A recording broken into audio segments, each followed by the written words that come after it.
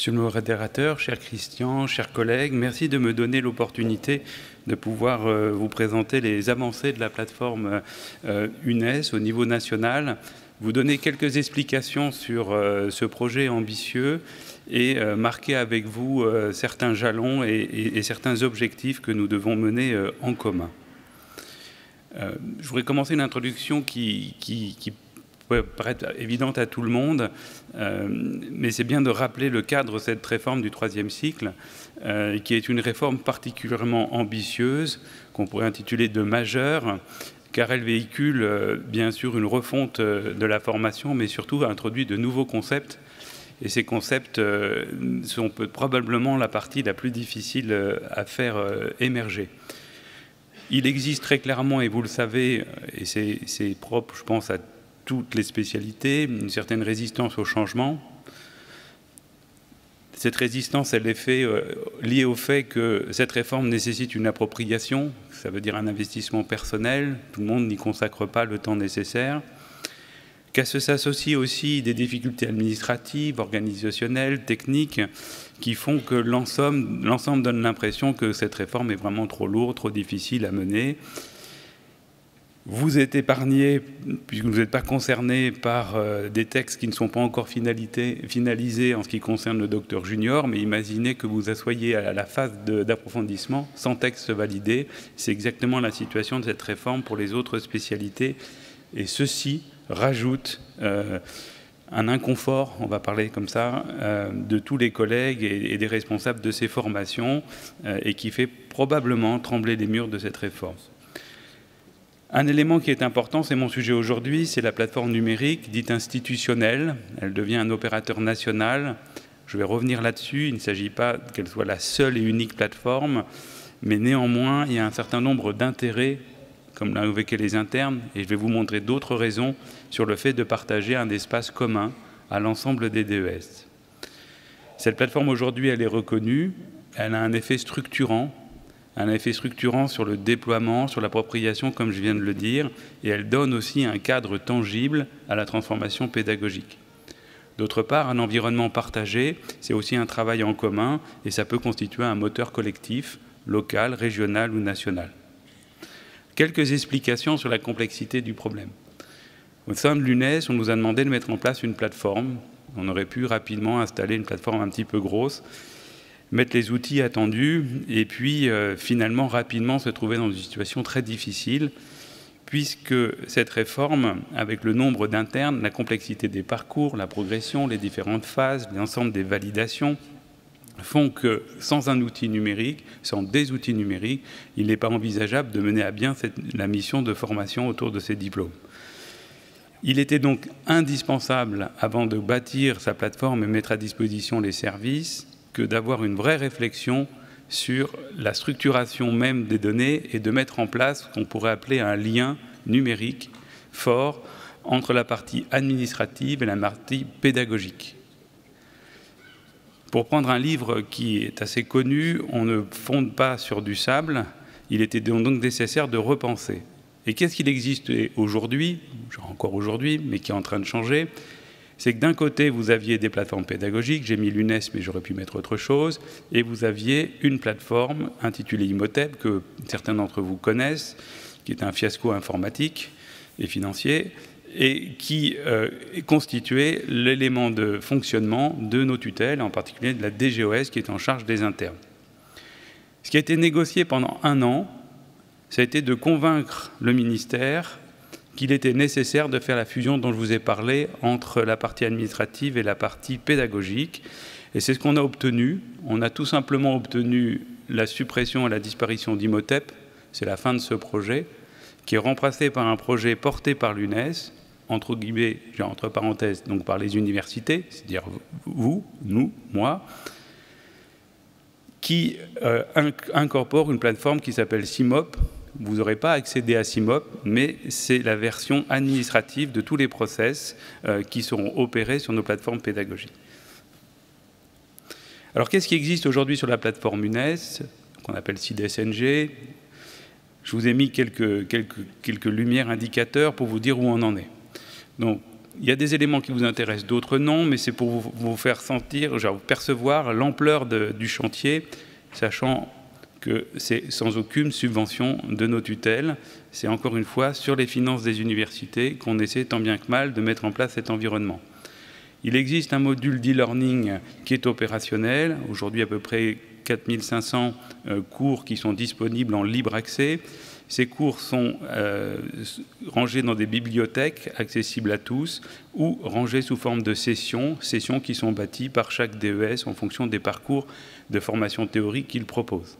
Il y a un module de gestion de stage dématérialisé qui a beaucoup souffert de l'absence de lien avec la base de données Imhotep du ministère, mais qui aujourd'hui est opérationnel. Il y a plus de 27 000 stages qui sont inscrits maintenant dans cet espace. Donc, a priori, tous les stages y sont. Il y a aussi un module de suivi des actes qui est opérationnel, mais qui n'est pas utilisé. Il y a un module de gestion des compétences que je vais vous montrer, qui est quelque chose de bien spécifique, qui a été bâti sur le cahier des charges que vous avez fourni et qu'on a travaillé ensemble depuis 2 ans. Il y a un module e-portfolio dont je vais vous expliquer son positionnement. Et il y a un module de formation hors stage qui est en cours de réflexion, mais qui avance bien. Et là aussi, je vais vous en parler. Donc, quand je mets du vert et du jaune, orange et vert, c'est juste une question de paramétrage. Donc, vous voyez qu'on va pouvoir très rapidement, je vais vous le redire, se lancer sur les éléments dont on a parlé à l'instant et qui sont nécessaires. Puis, il y avait d'autres éléments très intéressants, comme l'agrément des terrains de stage, ou encore le big matching pour ce qui est du docteur junior, mais là, ça ne vous concerne pas, et le module dématérialisé de choix de stage, qui sont encore des choses absolument pas commencées à ce jour. Alors, comment c'est structuré? Quelle est l'urbanisation? C'est assez simple. Vous avez au centre une plateforme Moodle, une plateforme qui a été réadaptée, simplifiée, mais qui est un cœur Moodle. Donc, tous ceux qui connaissent Moodle seront très à l'aise sur cette plateforme, qui permet, avec un module spécifique, la gestion des stages, la gestion des formations hors stage, je vais vous en reparler, et ainsi tout le processus de validation. Cette plateforme est en lien avec la gestion administrative et CIMOP, dont je viens de vous parler. Elle est aussi en lien avec le portfolio, qui est une solution clé en main, mais qu'on a personnalisée, qui est la solution Mahara, que certains d'entre vous doivent connaître aussi.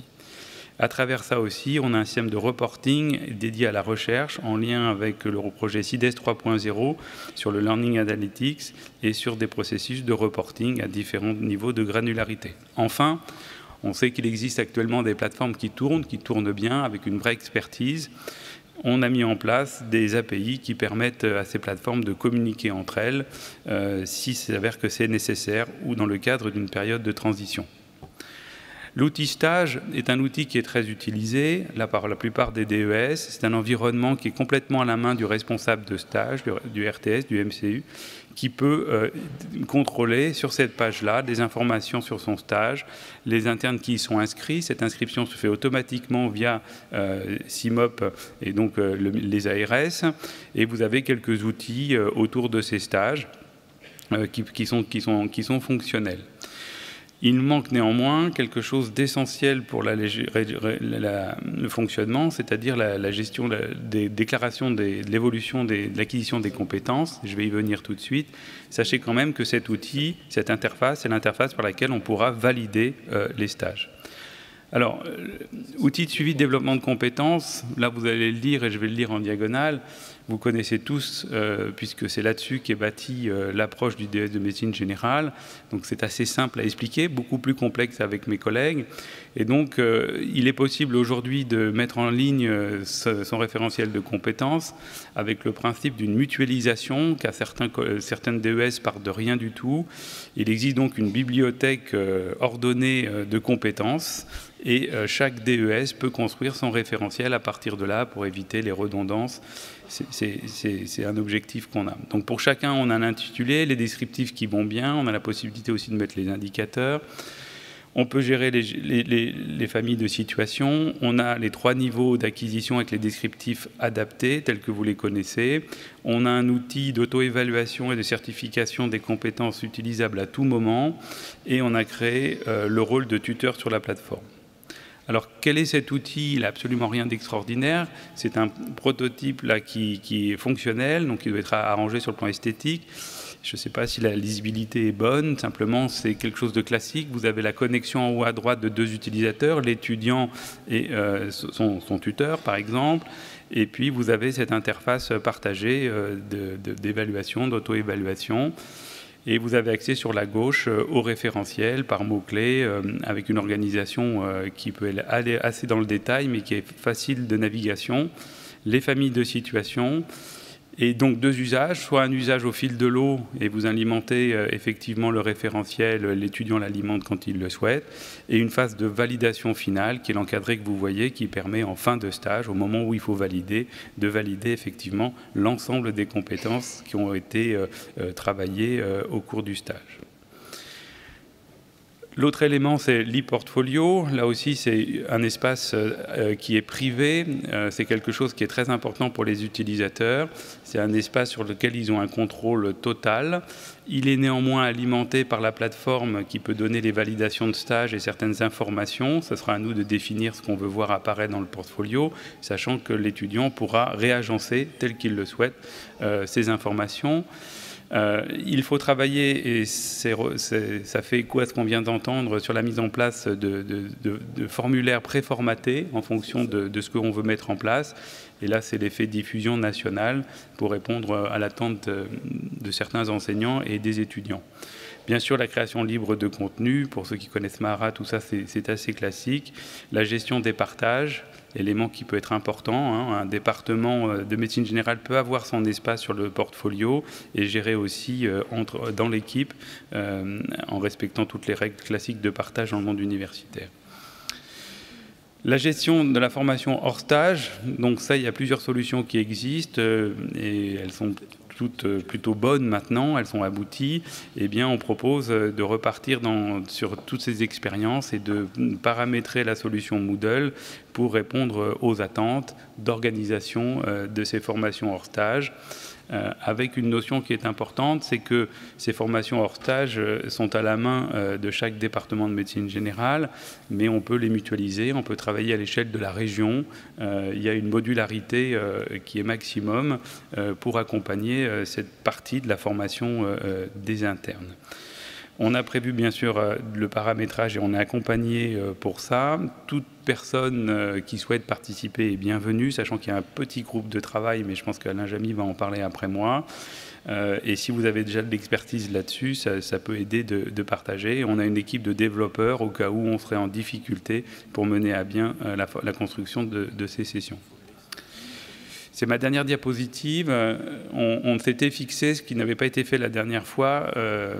On se fixe aujourd'hui ce qui n'a pas été fait la dernière fois, une feuille de route pour cette année 2020 et pour les années à venir. Et on présente aujourd'hui une proposition.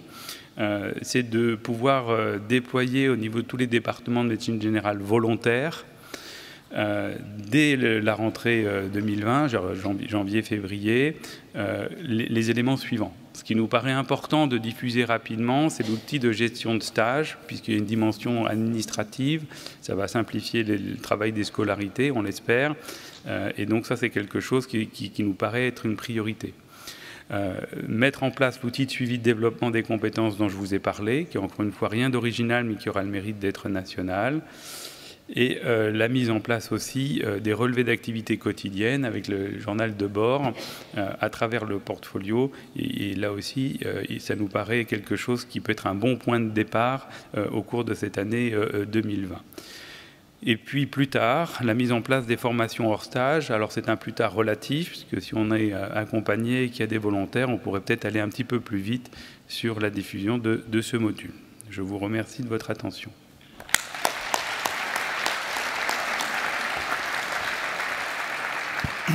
Merci Olivier. Bernard Clary, département de médecine générale de Montpellier. Nous, on a travaillé beaucoup, on travaille actuellement sur le Moodle pur, pas CIDES-NG. Et effectivement, on a des choses qu'on arrive facilement à faire. Par exemple, la gestion de nos traces d'apprentissage, c'est relativement... Tout le monde dit que c'est compliqué, nos MSI disent que c'est compliqué, mais finalement, une fois qu'ils sont passés en formation, ils disent que ce n'était pas si difficile que ça, les étudiants aussi. Et par contre, on se heurte, j'ai deux volets dans ma question, on se heurte à quelques difficultés. Par exemple, il y a des choses que Moodle ne fait pas. Et on a l'impression qu'il faut avoir l'accord du ministre pour avoir une modification. Par exemple, tout bêtement, une gestion de liste d'attente pour des cours optionnels, ça ne peut pas se faire sur Moodle. C'est impossible. Donc des fois, on est en but à des choses qui nous font un peu devenir chèvres, qui paraissent comme ça peut-être, mais c'est très concret et c'est très difficile à résoudre.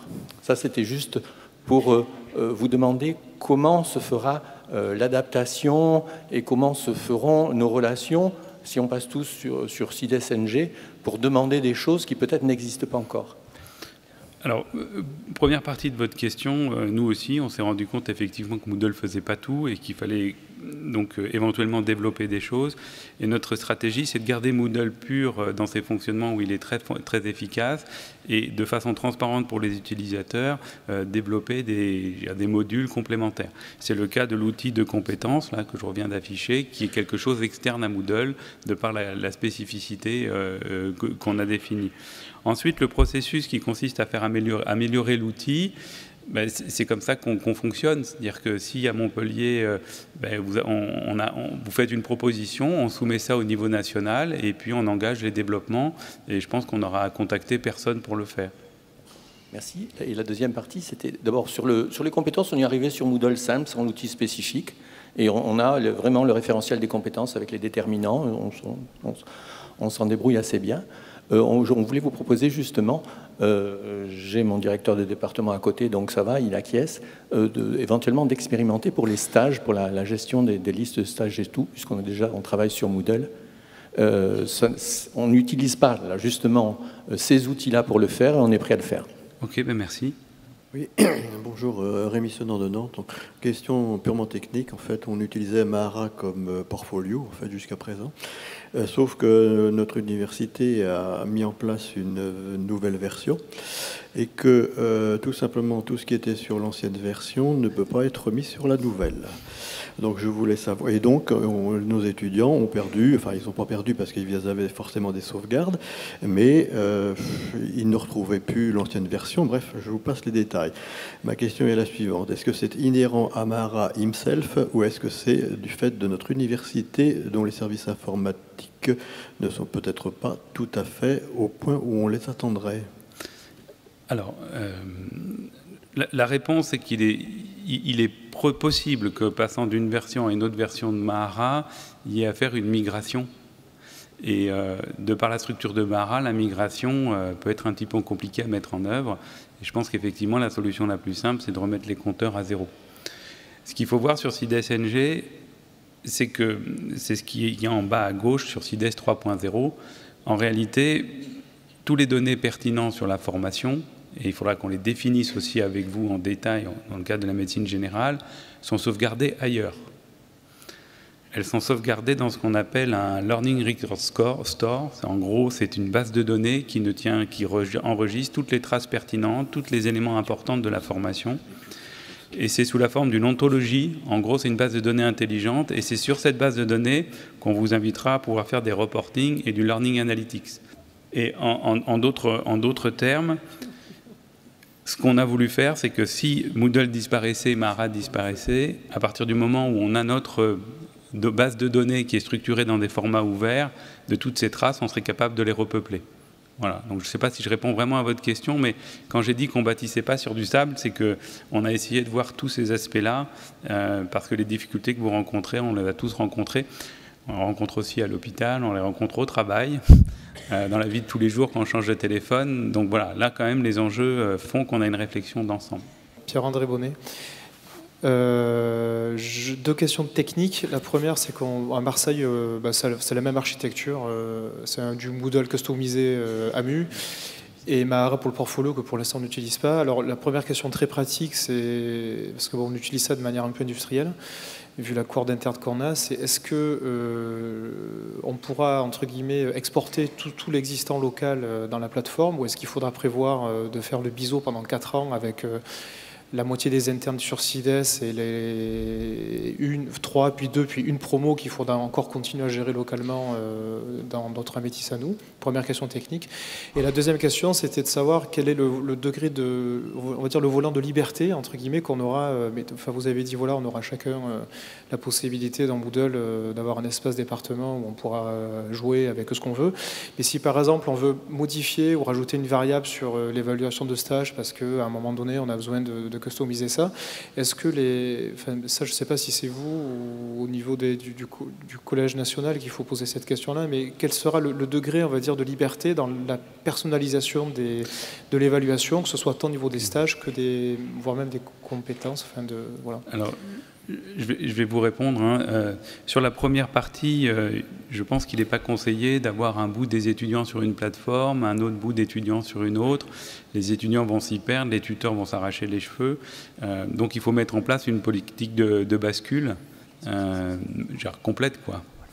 Après, il faut voir quand est-ce que vous le faites et comment ça s'organise. Mais c'est sûr qu'il faut éviter au maximum la multiplication des plateformes. Votre question, mais du coup, elle est partagée avec le collège. À partir du moment où il y a une décision qui est prise au niveau du collège, on la met en œuvre sur la plateforme. Si elle ne rentre pas en conflit avec les autres collèges, mais c'est très peu probable. Donc la réponse est, s'il y a une décision collégiale nationale, on met en œuvre. Donc tout le travail en amont, c'est à vous de le faire au sein de votre collège. Et lorsque vous avez arrêté quelque chose, on le fait. Et dans ma présentation, j'ai été rapide, mais vous l'avez vu, il y a des templates à mettre en place, hein, des formulaires, et je pense qu'ils doivent être validés au niveau de votre collège pour qu'il y ait une participation. Voilà. Donc en gros, il n'y a pas de limite de configuration. Après, si vous n'êtes pas d'accord avec votre collège et que vous voulez modifier et avoir un usage particulier, aujourd'hui, je ne peux pas vous répondre parce que c'est quand même 25 000 internes, 45 000 internes au total qu'on gère. Vous voyez, si vous connaissez un peu les systèmes informatiques, voilà. Mais ce qu'il faut savoir, c'est que les outils qui sont faits, en réalité, peuvent être déclinés à l'échelle d'un département, d'une subdivision, d'une région ou nationale. Ce qui fait que si vous voulez configurer les choses, on peut très bien imaginer que vous décliniez dans le périmètre qui correspond à votre université, au sein de la plateforme CIDES, des fonctionnalités différentes.